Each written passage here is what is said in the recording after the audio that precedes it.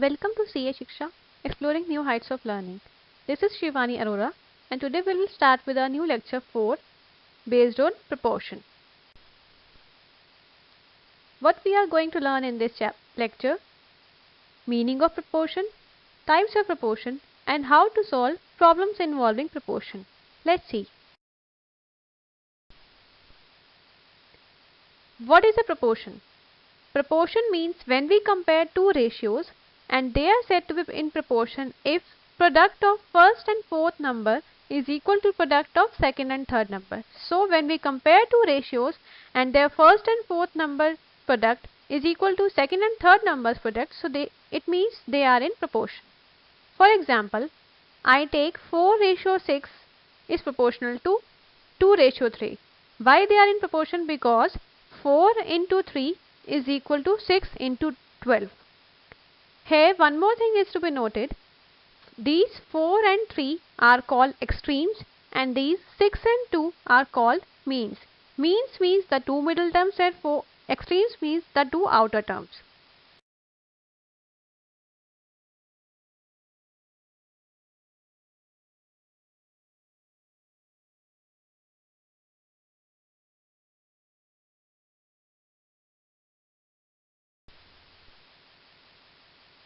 Now some more facts. First is continued proportion. If A, B and C are in continued proportion, it means A ratio B is equal to B ratio C. Continued proportion means they should be in continued form. So A upon B is equal to B upon C. Doing cross multiplication, B multiplied by B is equal to A multiplied by C. So B square is equal to AC.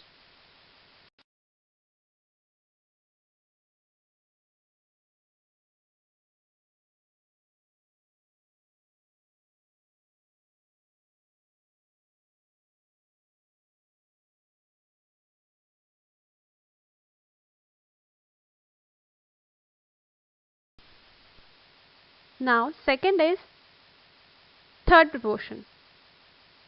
Suppose we have two numbers A and B and we have to find its third proportion. So we will assume the third proportion to be C. Now A, B and C are in continued proportion, that is B square is equal to AC. Third one is mean proportion. Mean proportion means suppose we have two numbers A and B and we have to find its mean proportion. So we'll assume the mean proportion to be C. What we have assumed the mean proportion. Mean proportion means it should be in the middle. So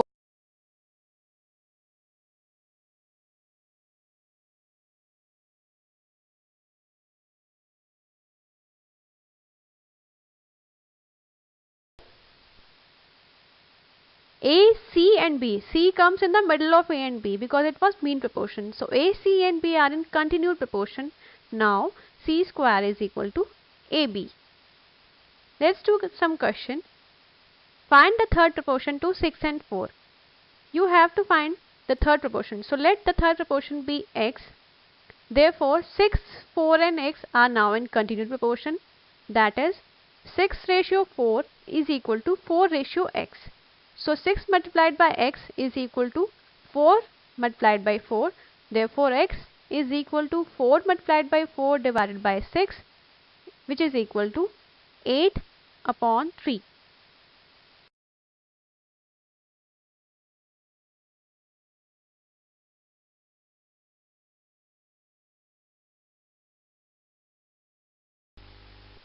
Now comes our second question. Find the fourth proportion to 12, 8 and 6. So let the fourth proportion be X. Now 12:8 is equal to 6:X. So therefore 12 into X is equal to 8 into 6. So X will be 8 multiplied by 6 divided by 12, which is equal to 4. Third question is, if X ratio Y is equal to Z ratio W is equal to 2.5 ratio 1.5, then find the value of X plus Z upon Y plus W. Here two ratios are given. So what we are doing, if X ratio Y is equal to Z ratio W is equal to 2.5 ratio 1.5, We'll take it one by one. X ratio y is equal to 2.5 ratio 1.5. So x will be 2.5 y upon 1.5.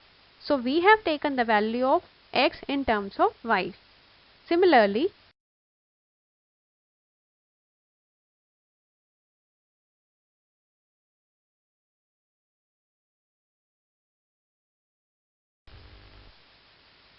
z ratio w is equal to 2.5 ratio 1.5. So z upon w is equal to 2.5 upon 1.5. So z will be equal to 2.5 w upon 1.5. Here we have taken the value of z in terms of w. Now what we have to find out, x plus z upon y plus w.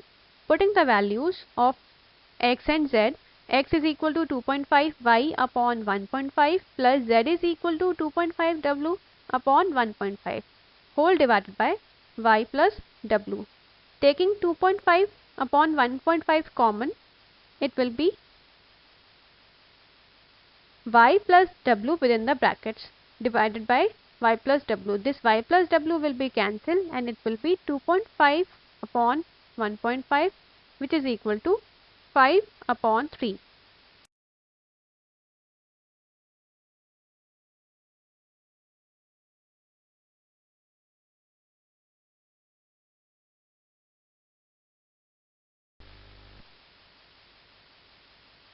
Our fourth question is, divide 500 in the ratio of 2 ratio 3 ratio 5. For solving this type of question, when we are given some number and we have to divide it into a ratio, we have to find the sum of ratio. So ratio is given 2 ratio 3 ratio 5. So we'll find the sum of ratio, which is 2 plus 3 plus 5 is equal to 10. Now first share will be, its formula will be ratio upon sum of ratio into that number which is to be divided in the ratios. So 2 was first ratio, 2 upon the sum of ratio is 10 and multiplied by number which is to be divided, that is 500. So it will be 100. Similarly, second share will be, second ratio was 3. So second share will be 3 divided by 10 multiplied by 500, which is equal to 150. So third share will be 5 divided by 10 multiplied by 500, which is equal to 250. Now the fifth question is, the sum of ages of 3 persons is 150 years.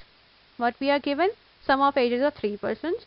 After 10 years, the ages will be in the ratio 8 ratio 11 ratio 17 and we have to find the ages. So what is given in the question? Sum of 3 persons ages is 150 years and ratio of their ages after 10 years is given. So sum of present ages is 150 years. After 10 years, their sum will be 150 plus 10 plus 10 plus 10, because each one's age will increase by 10 years. So 3 persons age will increase by 30 years. So after 10 years, sum of ages will be 150 plus 10 plus 10 plus 10, that is 180 years. So now this question becomes the previous one. Like 180 years is to be divided in the ratio of 8 ratio 11 ratio 17.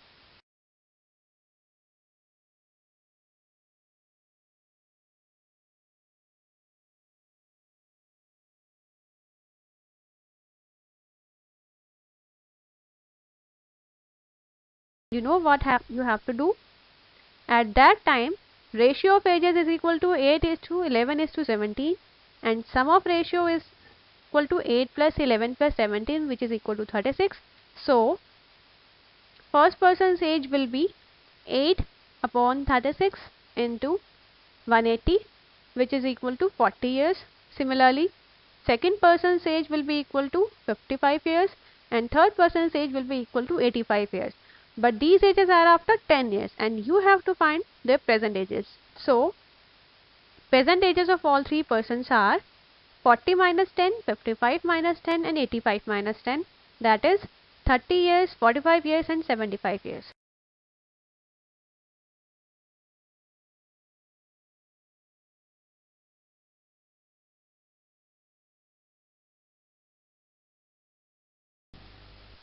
Now the second question.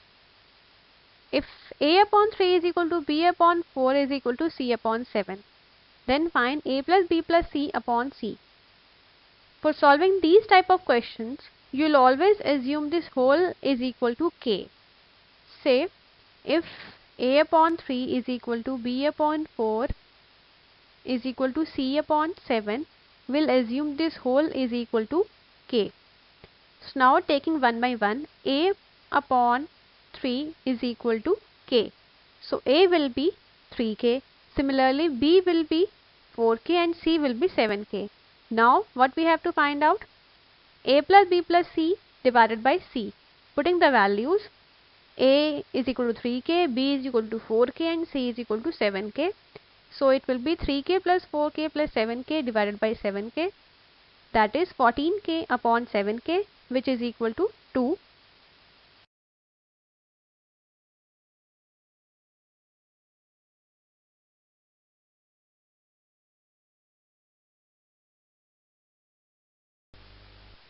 This was end of lecture 4 proportion. Thank you.